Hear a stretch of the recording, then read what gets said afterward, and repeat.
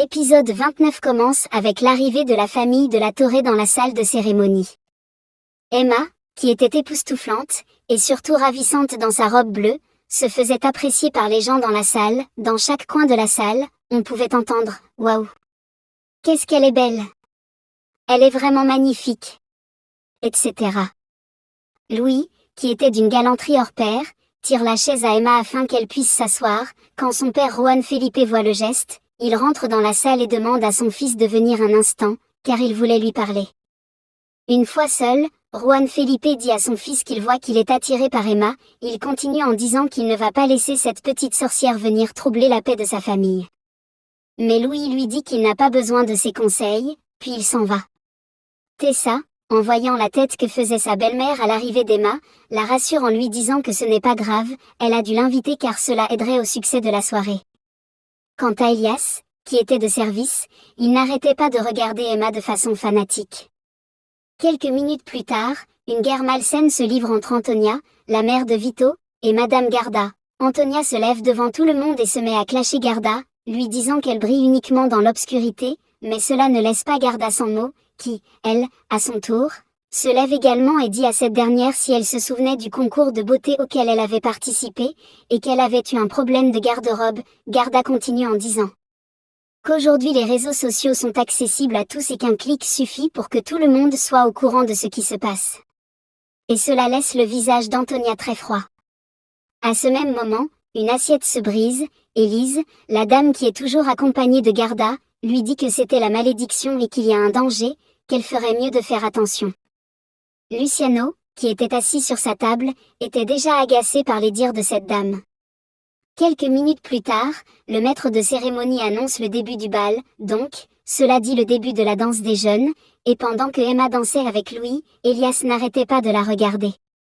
Et Vito, lui aussi, regardait Emma avec tellement d'attention qu'on aurait dit qu'il la confondait avec Camila, sa femme, qui avait remarqué son regard fixé sur la jeune femme, avait un visage décomposé. Quant à Garda et Antonia, les regards étaient lourds l'une envers l'autre. Quelques minutes plus tard, Tessa s'en va dans les toilettes, complètement bouleversée de ce qu'elle venait de voir, car elle avait bien remarqué que son mari n'arrêtait pas de reluquer Emma. Embarrassée par cela, elle s'en va souffler un peu aux toilettes. Puis Camila fait son entrée, déguisée d'une robe de mariée blanche bustier et portant un voile blanc. Comme à son habitude, elle demande discrètement à Tessa si elle allait bien. Celle-ci lui dit qu'elle va mieux et la remercie par la suite. Puis Camila lui dit, le dos tourné, que tous les hommes se comportent ainsi, car on peut bien leur donner notre amour, notre loyauté, et surtout notre fidélité. Pendant ce temps, dans la salle de cérémonie, les jeunes venaient de terminer leur moment de danse, applaudissaient et les félicitaient. Emma, s'étant retrouvée seule avec Louis au bout de la salle, l'entend lui dire qu'il a compris son secret, qu'elle fait semblant de se faire passer pour une moins que rien, alors qu'elle est une très bonne danseuse. Emma, qui avait cru que Louis avait découvert son vrai secret, avait un petit moment de panique, mais en entendant la suite de sa phrase, elle lâche un rire nerveux et lui dit qu'elle-même ne comprend pas comment elle arrive à tenir sur des talons aussi hauts. Puis Louis lui dit qu'elle est très belle, et que ce soir, elle est encore plus magnifique que d'habitude. De l'autre côté, dans les toilettes, la conversation continuait entre Camila, qui avait toujours le dos tourné à Tessa, et cette dernière, qui lui demandait qui elle était, mais Camila reprend la phrase en l'appelant Tessa, et lui dit que ça ne devrait pas l'étonner qu'elle la connaisse, car, ajoute-t-elle, tout le monde la connaît dans cette ville.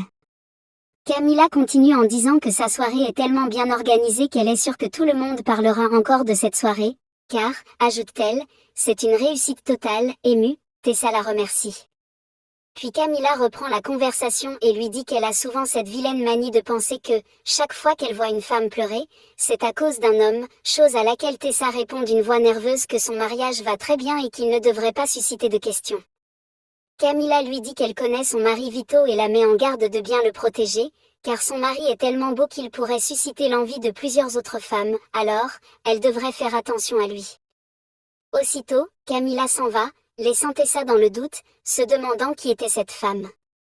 Pendant ce temps, dans la salle, Itoa embêtait Elias en lui disant que Louis était en train de marquer le territoire, et surtout des points, auprès d'Emma. Embarrassé par tout cela, Elias lui dit qu'ils vont partir.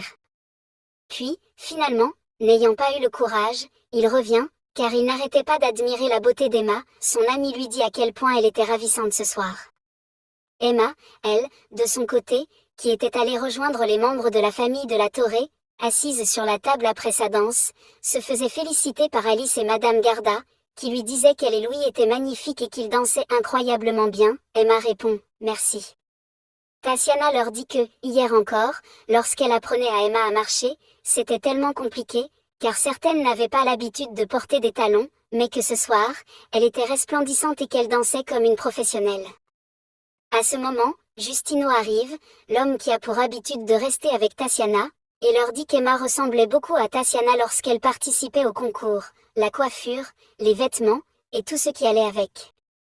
Mais Alice lui dit que cet épisode s'est passé il y a très longtemps et qu'elle pensait qu'il l'avait déjà oublié, mais Justino leur dit que non, bien que cela date, il s'en souvient encore.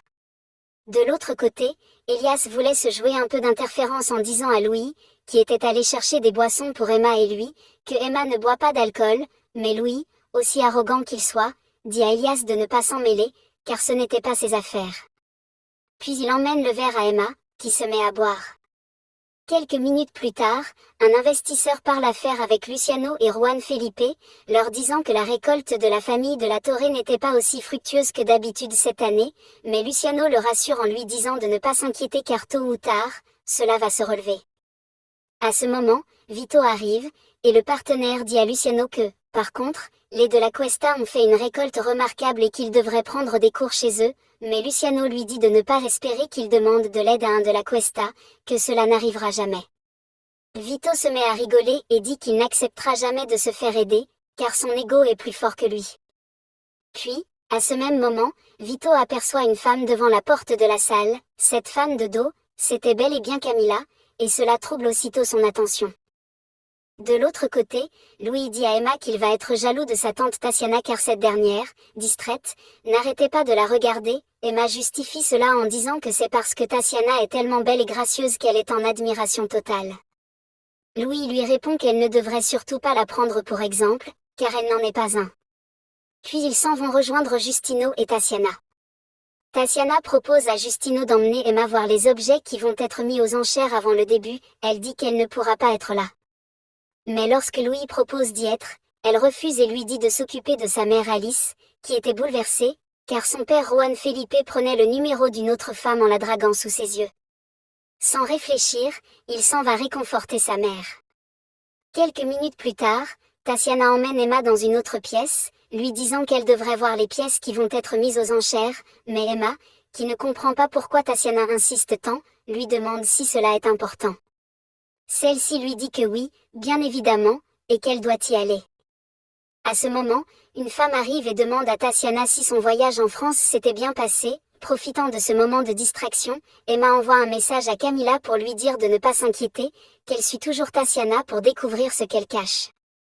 Et, à ce même moment, Emma aperçoit Camilla, étonnée qu'elle soit là, elle essaie de la rattraper. Mais Camilla évite qu'Emma la rejoigne, puis s'enfuit discrètement. De l'autre côté, Tessa, l'organisatrice, demandait aux gens d'apprêter les bijoux à mettre aux enchères, puis son mari Vito arrive, demandant une conversation, mais celle-ci refuse catégoriquement et ne veut pas en discuter. Elle s'en va dans les couloirs, Vito la suit pour avoir cette discussion, mais elle refuse toujours. Et Camilla, qui était dans l'une des pièces, les observait discrètement. C'est ainsi que l'épisode 29 se termine. N'oubliez surtout pas de vous abonner, de commenter, de liker, et surtout de partager. On se retrouve pour le deuxième épisode tout à l'heure. Le prochain épisode va vous dévoiler les intentions de Tatiana envers Emma. Et vous n'êtes même pas près de la dinguerie. Avant que je ne la poste, donnez-moi vos hypothèses en commentaire. J'aime lire vos commentaires.